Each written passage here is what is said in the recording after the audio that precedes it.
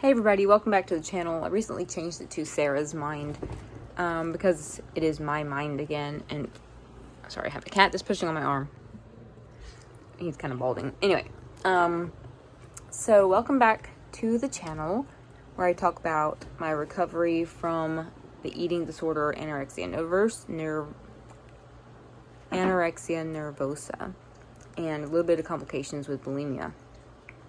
So I've seen this one, I think it's TikTok or YouTube. I think it's TikTok. Anyway, she does lots of shorts and she's obviously anorexic and she does lots of fear food challenges. I'm sure you've probably seen her. I'll do a clip of her right now.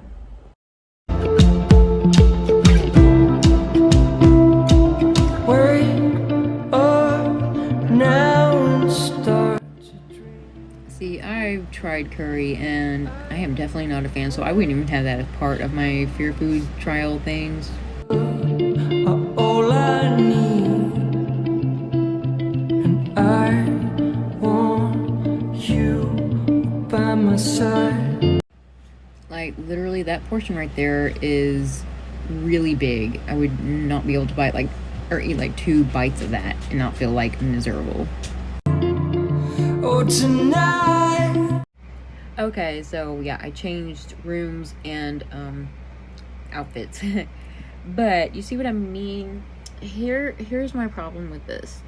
Is coming from someone who actually was an anorexic, like I was down to 87 pounds, but she is probably like a lot smaller than me than what I got, but I got really small.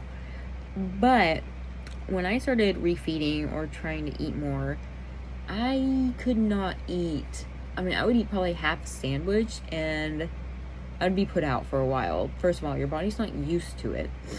I would be miserable. Mentally, I was not ready for that much food. And definitely mentally, I could not fathom eating that much. So my question is this, and I'm very, if she's doing this, you know, to really recover, to get better, to gain weight, you know, props to her. That's awesome, because that's a very, very difficult road. Trust me, I was there, I know. But I'm just having difficulties thinking that she is really eating all that and keeping it down.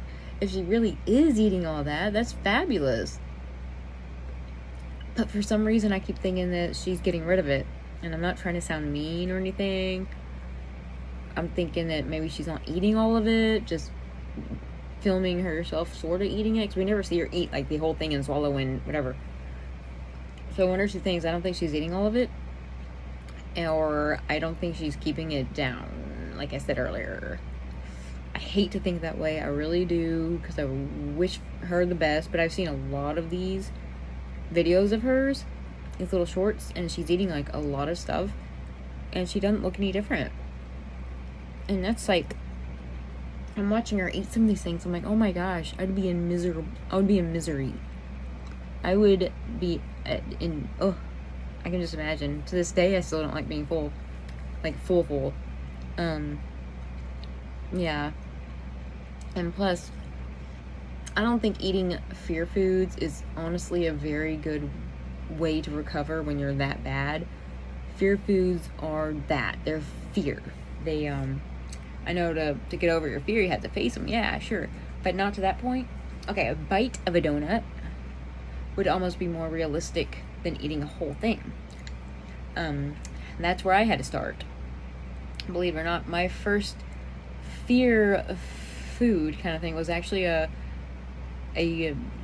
regular ginger ale, not sugar-free or anything. It was a regular ginger ale, and I literally took a sip, the tiniest sip, just because I wasn't feeling good, like I was nauseated. And that right there was an accomplishment. Yeah. So I would be able to believe her more if she had half of the donut. And people might even be like, oh my gosh, you only had half a donut, look at your body, you need to eat like a whole hamburger. But people don't understand when you're that small, when you're going through a mental disorder like that, starving yourself, You do not need to be sticking a whole hamburger in your gut. It's not used to that, and that could honestly, for truly, it could kill you easily. Like, it would stop your arteries, your heart wouldn't be able to take it. A lot of stuff could happen. So, it's better to start small, even if it was a bite. Another thing was peanut butter for me. I would literally go in there and get the tiniest little morsel and a spoon and eat it, and was like, I ate peanut butter today. It was unmeasurable, but I ate it. That's where I was. Now I eat my own jars of peanut butter, and Peter better not touch them. Alright, so I'm going to be doing more of these because they're interesting to watch, because I tend to watch a lot of the anorexic videos or the eating videos just because I've been through it, and it's like I know what they're feeling mentally, physically. But yeah, that's my take on her. I do wish her the best, though, because she is awfully small, and she's really pretty, and I know that she can feel better for herself if she gets over it. When she gets over it. Alright, well, thank y'all for watching. Please stay tuned for the next episode of, I'm not sure what I'm going to do. It'll be something, though. Alright, guys, stay tuned. And remember, if you're going through a eating disorder, you can recover. It's not too late. You just gotta be strong, and you just gotta believe in yourself. Okay? So, cheers.